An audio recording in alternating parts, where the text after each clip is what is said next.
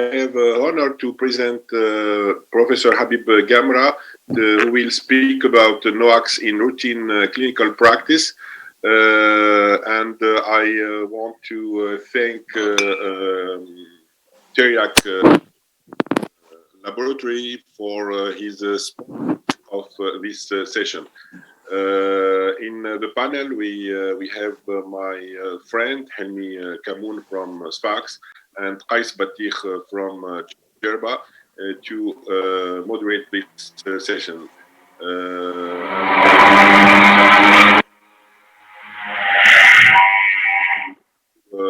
Professor Habib Gamra to this session. Thank you very much, Sami, and thank you, everyone. And I hope you're not so tired after a long day of lectures, a presentation, and mainly from live transmissions.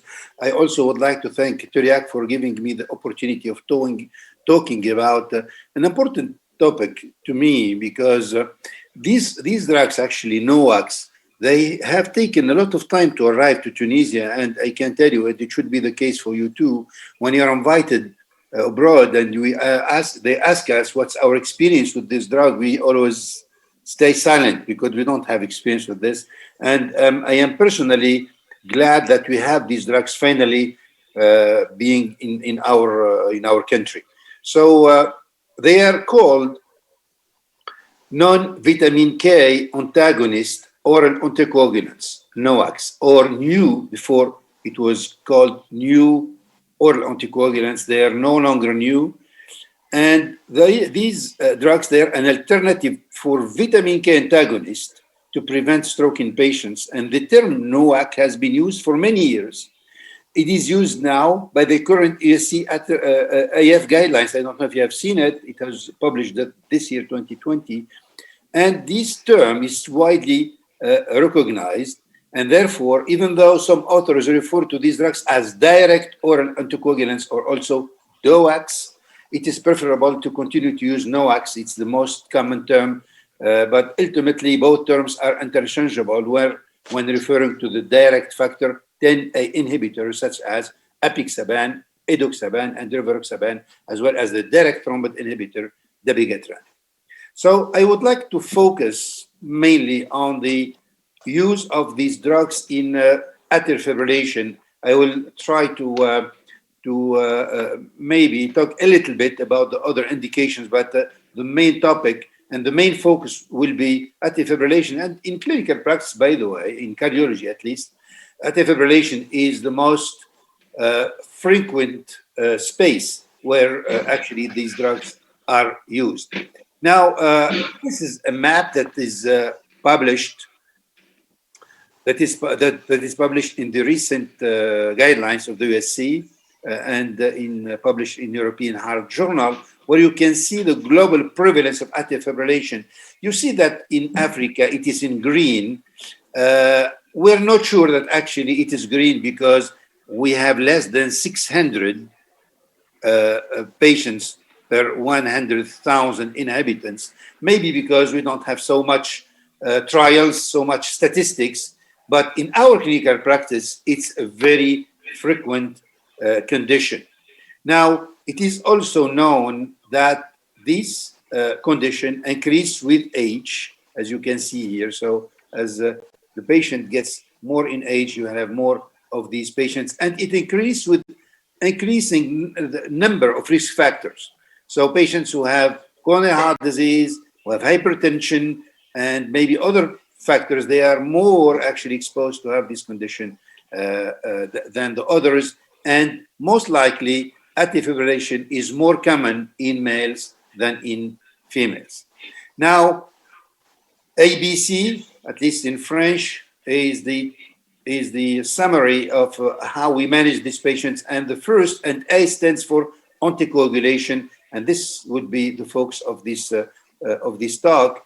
So anticoagulation is absolutely key to prevent from thromboembolic events related to atrial fibrillation. And for that, you have to calculate a score. Is a very, very common Shatz-Vask score. And at the same time, because these drugs, they expose to hemorrhagic and bleeding risk. You have to calculate the Hasbled score in order to have a safe prescription and safe use of these drugs. Now, when you try to prescribe or initiate this drug, you have to calculate or assess the thromboembolic risk, but also the hemorrhagic risk. Thromboembolic risk related to atrial fibrillation is again assessed by the Schatz-Vasc score, congestive heart failure, hypertension, age, diabetes, stroke, history of stroke, or embolic events, vascular disease, and female gender.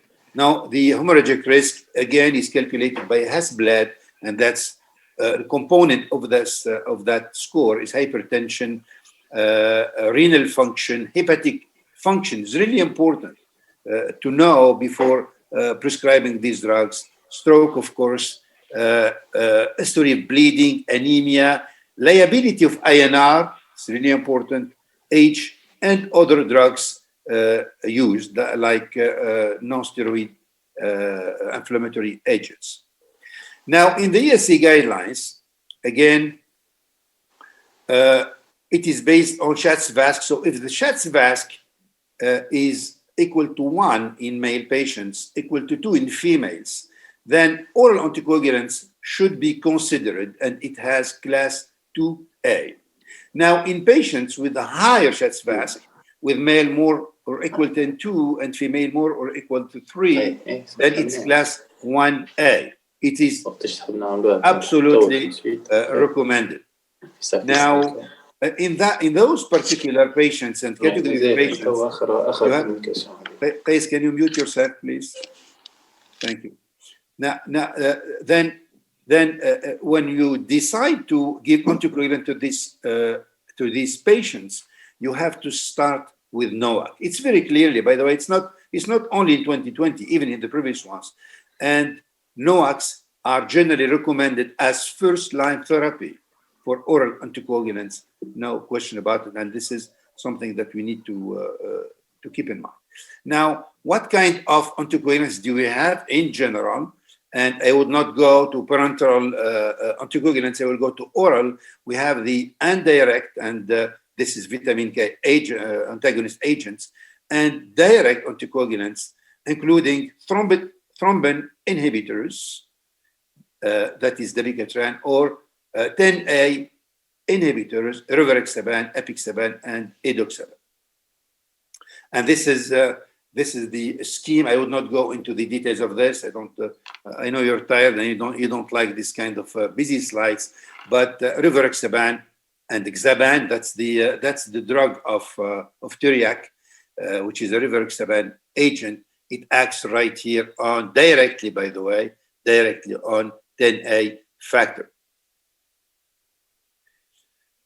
Now, in these guidelines, the 2020 guidelines, it's really important to mention that there are selected indication and contraindication for these drugs. And it's important to know that there are 2 categories of patients in whom you just cannot prescribe these drugs, particularly patients with mechanical prosthetic valve and those who have moderate to severe mitral stenosis.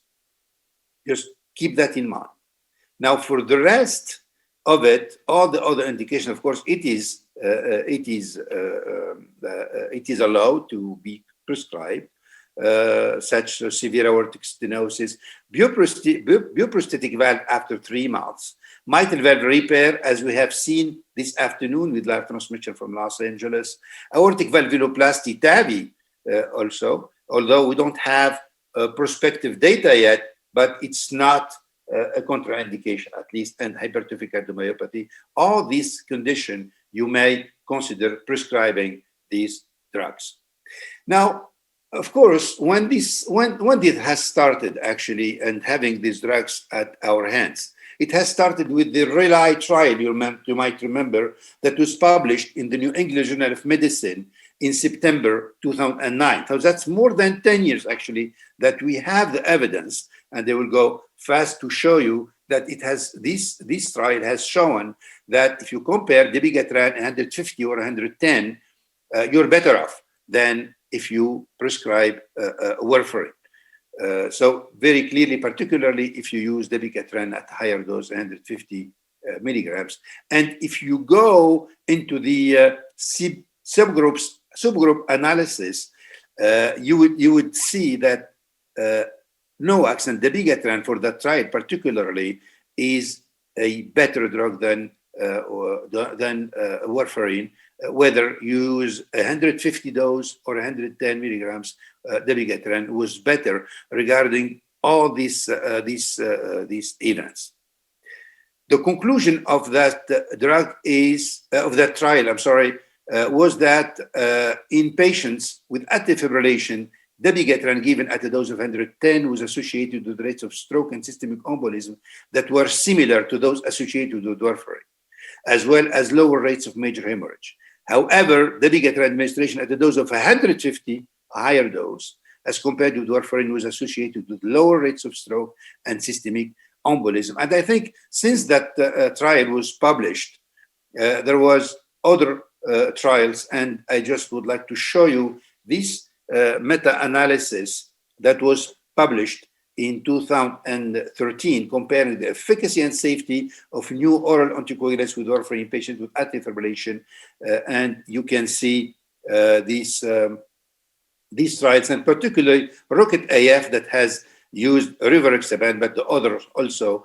And I will show you what was the results in terms of stroke or systemic embolic events. You see that, in fact, it was in favor of NOAC. It is at the left-hand side of the identity line, favoring very clearly the use of NOAC compared to warfarin. In terms of safety outcome and prevention of hemorrhagic stroke, you see that also it is better using NOAC than warfarin, and intracranial hemorrhage particularly, it is better using NOAC than warfarin for protection from that event. Major bleeding in general, the same.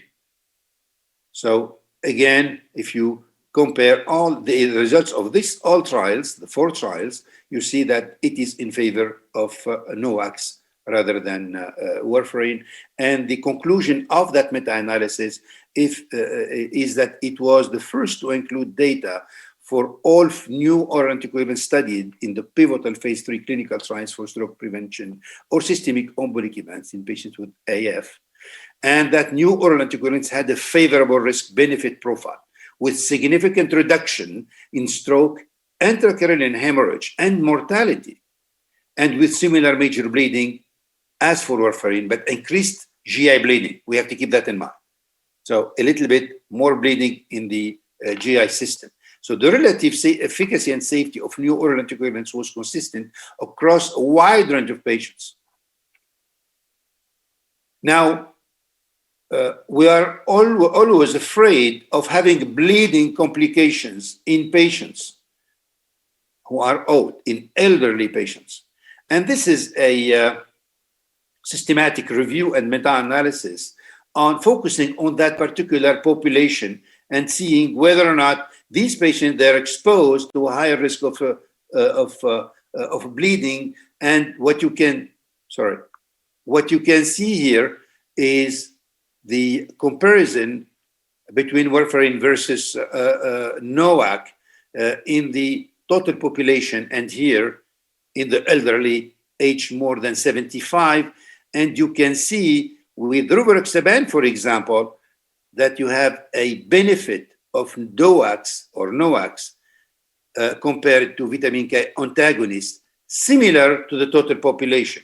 So if you give it to an elderly patient, you're not exposing that patient to a more bleeding risk. This is another type of guidelines, actually, that was published in 2018, and I recommend you to read it if you would like to know more about this drug. I know that the use of these drugs in our country, and maybe in many African countries, by the way, is quite recent. If you read these guidelines, you will know more, and particularly how to manage these patients, how to manipulate these drugs. It's not something that we know very well. And for example, how to go from vitamin K antagonist to NOAC. If the patient is on warfarin and you would like to switch the patient to NOAC, how you do it. So if the INR of the patient is less than 2, then you can start NOAC immediately. If the INR is between 2 and 2.5, you have to start NOAC immediately or next day. However, if the ANR is between 2.5 and 3, you have to recheck ANR in 2-3 days, and you have to wait a little bit. You have to postpone NOAC, particularly if the ANR is more than 3. Now, going from NOAC to vitamin K, so you have to continue NOAC, half dose for edoxaban, for example. And then if the ENR is less than 2, you have to repeat ENR after 1 to 3 days before NOAC intake. And if ENR is more than 2, you have to repeat ENR 1 day after stopping NOAC. So there are just little tricks how to manipulate and how to use these drugs. This is something that I would like to go just very rapidly, showing you some drug interactions of NOACs with some of the drugs that you use, such as amiodarone, for example. So you have to be very careful with that. With dronedarone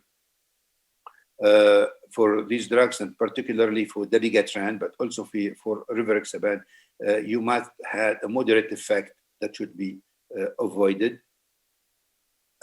Also, some antibiotics like erythromycin and clarithromycin, you might have some interaction, but you have just be careful about that, and you need to keep that table maybe somewhere so that you can check before prescribing these drugs concomitantly with NOACs.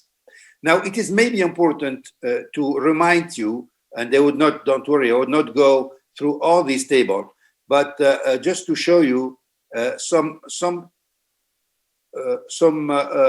information on absorption and metabolism of these NOACs. And just to show you, for example, the bioavailability of the drug, and they will focus on rivaroxaban.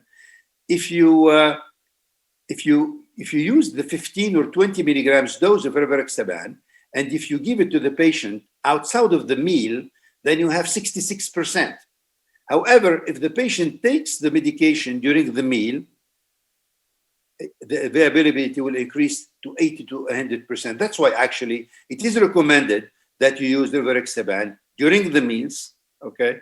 If it is 15 to 20 milligrams. It's not the case if you are using the 10 milligram dose, which is a preventive dose. Again, if you visit this, if you have the opportunity of having this table, read it carefully, because it has a very important information.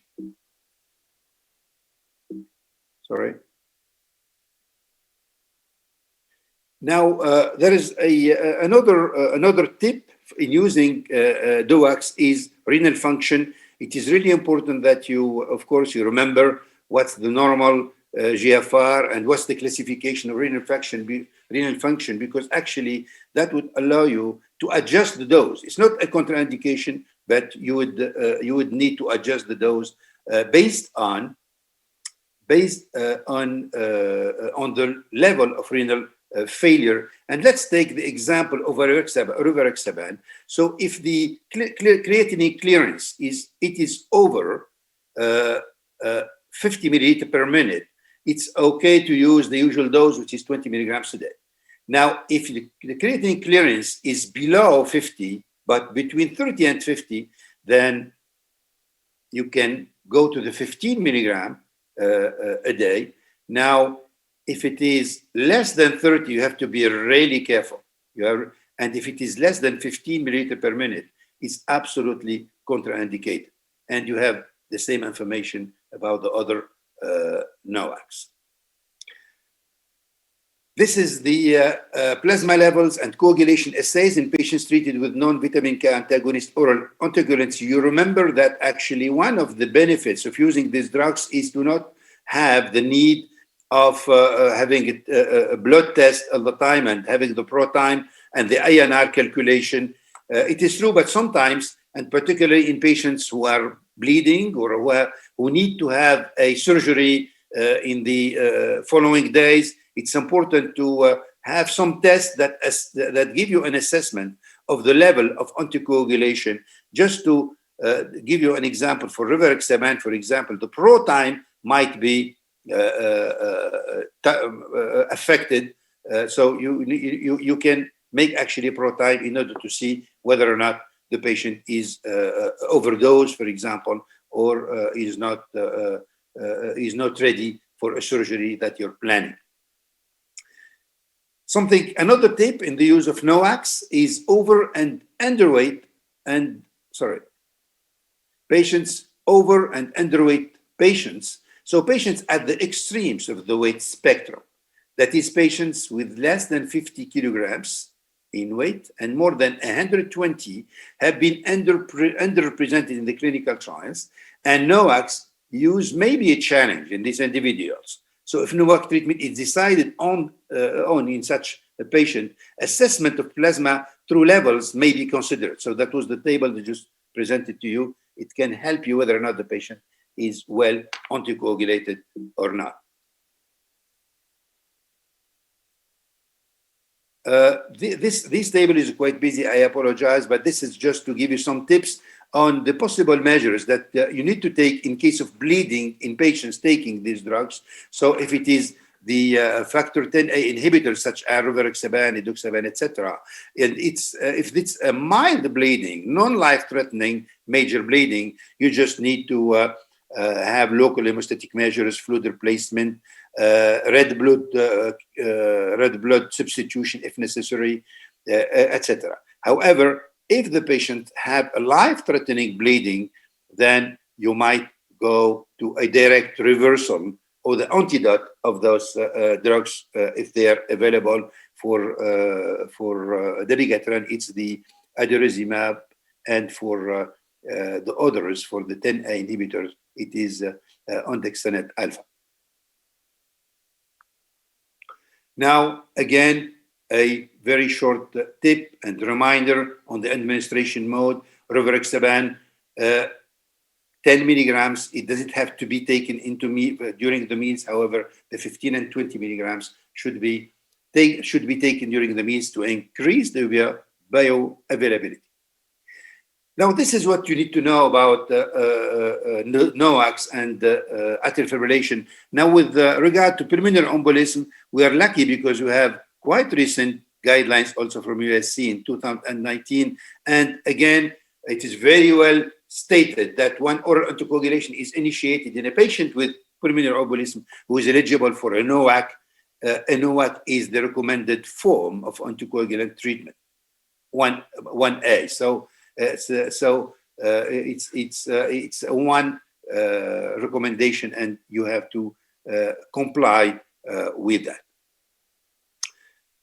Again, when oral anticoagulation is started in a patient with pulmonary embolism who is eligible of NOAC, it is again that's a class 1 level A. That's similar to what was just said, and this is based in many trials. And one of the big trials is the Einstein trial that have included patients with pulmonary embolism or venous thrombosis, deep venous thrombosis, and it has compared rivaroxaban 15 milligrams twice a day for 3 weeks, and then you switch to rivaroxaban 20 milligrams a day, and it has been compared to enoxaparin, and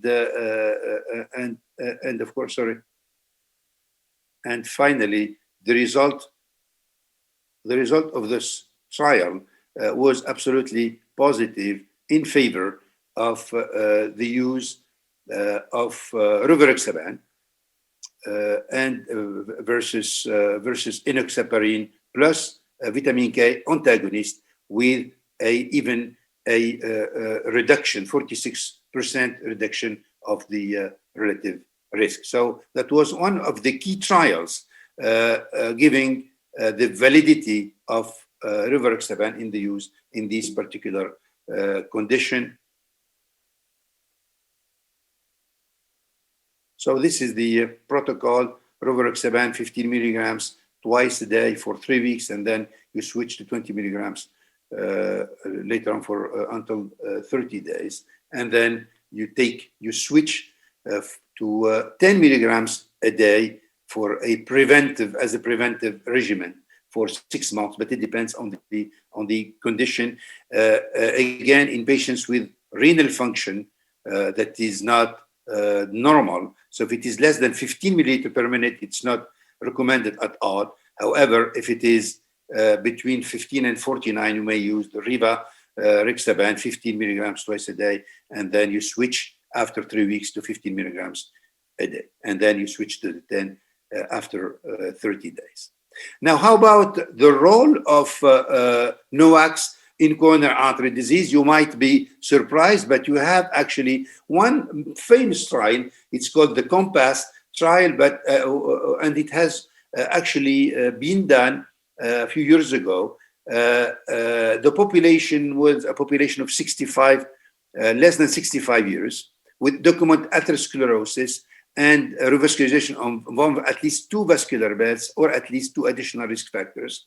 And the idea was whether patients, they need long-term, actually, antiplatelet therapy, or maybe they need an anticoagulant. And it was rivaroxaban that was tested. So so this is the scheme of the trial: rivaroxaban twice a day plus aspirin versus rivaroxaban 5 milligrams twice a day versus aspirin alone. And it has been compared for a long period of time of 3 years, and you can see that actually rivaroxaban plus aspirin was positive, was positive in terms of stroke, MI, and cardiovascular prevention, with a reduction of 26% versus aspirin. Now, another condition where actually it's important to remember the use of NOAC is patients who are in atrial fibrillation undergoing PCI for non-ST elevation, acute coronary syndrome. And you might have seen actually this algorithm where you can see if patients is at high bleeding risk, then the patient will take only 1 week triple therapy, NOAC again, no place for vitamin K antagonist, okay, plus DAPT. And then the patient will take a double therapy, NOAC, plus single antiplatelet therapy for 6 months. And then oral anticoagulants alone for 6 months. And after 12 months, you will take only the oral anticoagulants alone. So there is no place in these patients for vitamin K antagonist. Now, I would just finish by a very recent field that we don't actually know much. We have seen a great lecture by Bernie Gersh from Mayo Clinic, and you might have followed that lecture, and you have seen actually what we don't know is maybe more than what we know about this disease. What we already know is that this disease exposed to a high thrombotic risk in the venous system, but also in the arterial system. And the mechanism, of course, we know things, but we don't know others. We know that we have pulmonary emboli, we have myocardial injury, we have coronary thrombosis, we have an increase of dimer and decrease in platelets. So we have an obvious thrombosis issue with COVID-19. Now, how would we manage that? Of course, you know the protocol. I would not go through it. You know that we are using low molecular weight heparin, at least in the acute phase. Now, after that acute phase, whether or not there is a place for NOACs or for oral anticoagulants in general, we don't really know. This is a statement that was published by the society, the Tunisian Society of Cardiology and Cardiovascular Surgery, I think, in the first phase. And it's a great contribution from the society. So the society did not stay silent with this condition. But it was suggested, of course, to be very careful, maybe to prescribe aspirin, which is not sure. What I wanted to say is we don't know much how to manage that.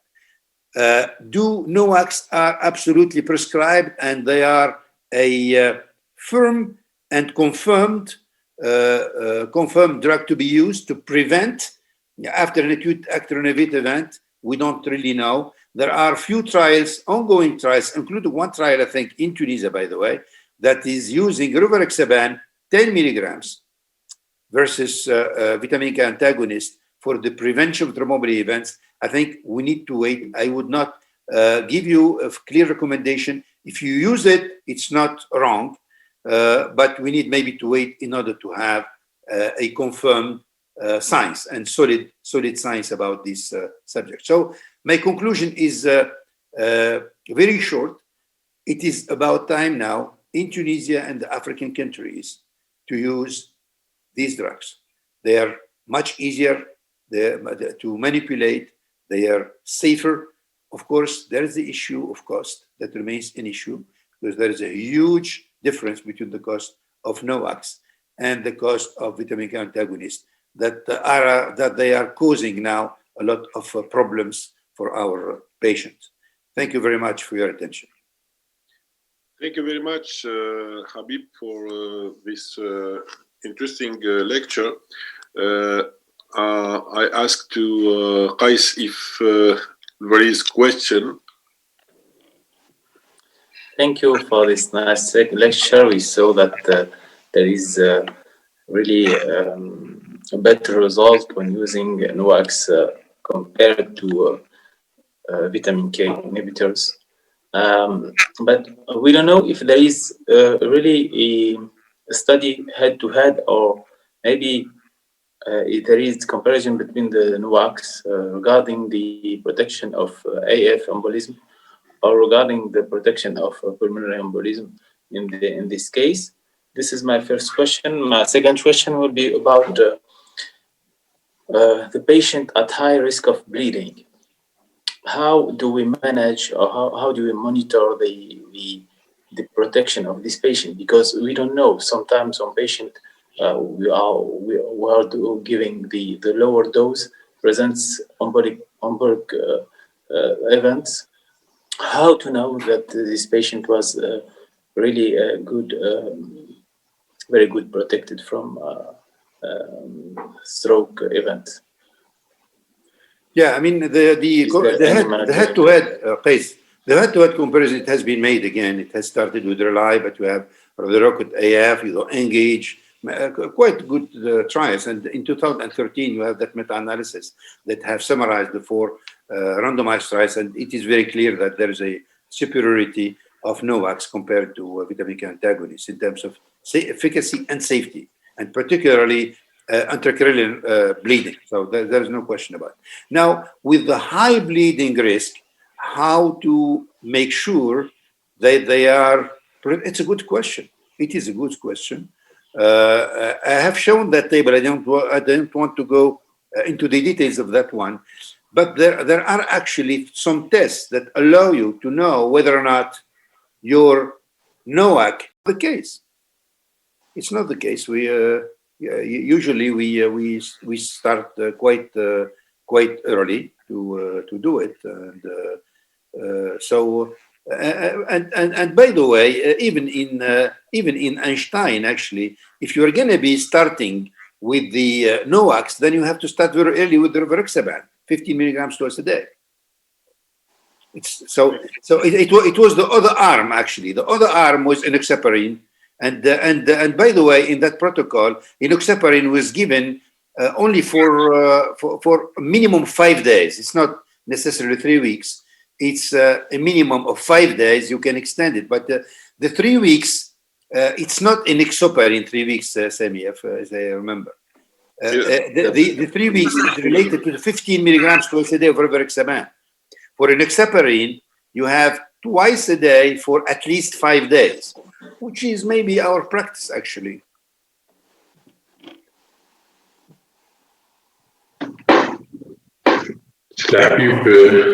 Two questions for the brain ischemia after brain infarction. With AVK, we have 2 or 3 weeks to introduce the oral anticoagulation. With NOACs, what's is the same, or it's more safe than the AVK? Yeah, it's an excellent question, Halmi.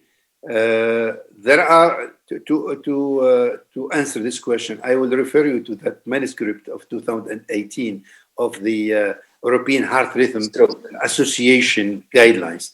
They have detailed that. I would like to give a mistaken information, but they have that, and what I have seen it.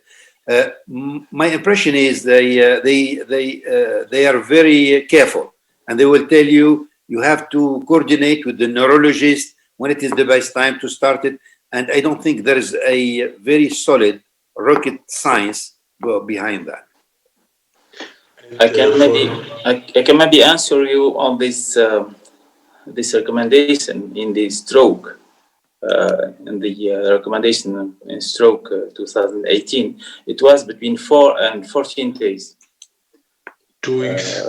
But it's not. It's a wide range, and especially they recommend this at I think 2A or 2B to give a patient between 4 and 14 days. It depends on the large ischemic area. And then for hemorrhagic transformation, there is only one study with this range. We have the same with heparin. Heparin was not recommended, so NOAC and VK anticoagulants are not recommended before 4 to 14 days. But there is a wide range for this, especially for AF, for atrial fibrillation. I have a second question. But it's not this strong. Yeah. Second question for antagonizing the effect of NOAC and bleeding complication. With AVK, the protocol is known by everyone with vitamin K injection or plasmapheresis congelé, but with NOAC it's more complicated, and in fact with hemorrhagic complication to antagonize the effect of the drug is more complicated now. Yeah. Please explain to me the question more, Helmi. What?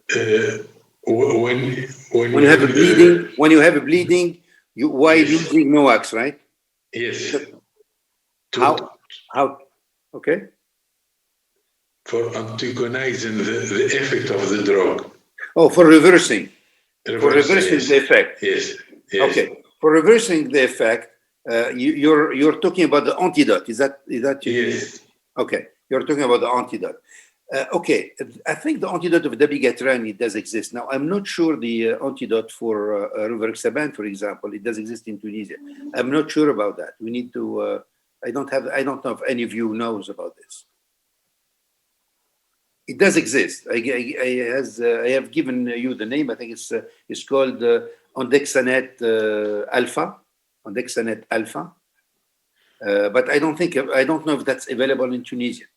I remember in the DPM, when we had a meeting about the approval of NOAC, we did require from the industry to have the antidote available in Tunisia in order to approve a drug, and it makes sense. So if you are going to give this drug to patients, you need to have the antidote in case of having bleeding. A high dangerous bleeding. So if it's not life-threatening, bleeding, you just have to give blood to the patient. You stop NOAC, of course, and most of the time you manage the situation. Now, if it is life-threatening, for example, severe bleeding that you cannot control, GI or intracerebral, then you would need. And I don't know if any one of you had the information, but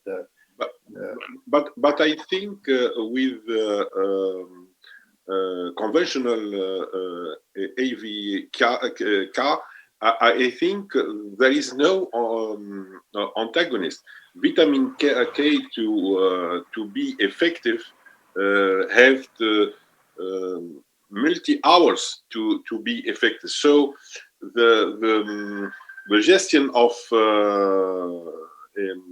bleeding is like Helmi said, with PPSB, with I think there is no a real antagonist for AVK. No, there is no antagonist, but you can give the blood factors, the PPSB, which has it's quite expensive. Of course, it's not like vitamin K, but it's quite effective in stopping the bleeding.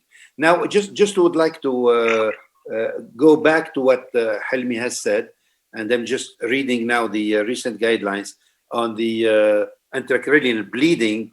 So they say it has to be between 4 and 8 weeks that you might consider resuming NOACs. And again, it's an expert opinion. There is no science, there is no scientific trials about that.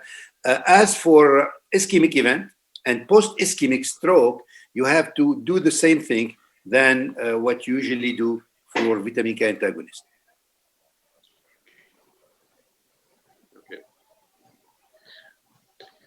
Okay. If there is no question, I think the session is over. We begin the day and we finish the day. Si Lahbib, thank you for your lecture. Thank you, Qais and Helmi, for their interactivity. I hope that I improved my English this day, and see you tomorrow. Okay, yeah, see you tomorrow. Tomorrow is an important day. We're going to be starting with a live transmission from Sudan on balloon mitral valvuloplasty, and then a live transmission from Monastir on septal ablation of cardiomyopathy, and then we will have a very important session which is called Complication from the Masters. All the stars of interventional cardiology, Antonio Colombo and Eric Eichhout and all those people, they will be there to show us their own complications, which is not usual. Usually we have the young fellows presenting their complications. Thank you very much anyway, and see you tomorrow. Bye.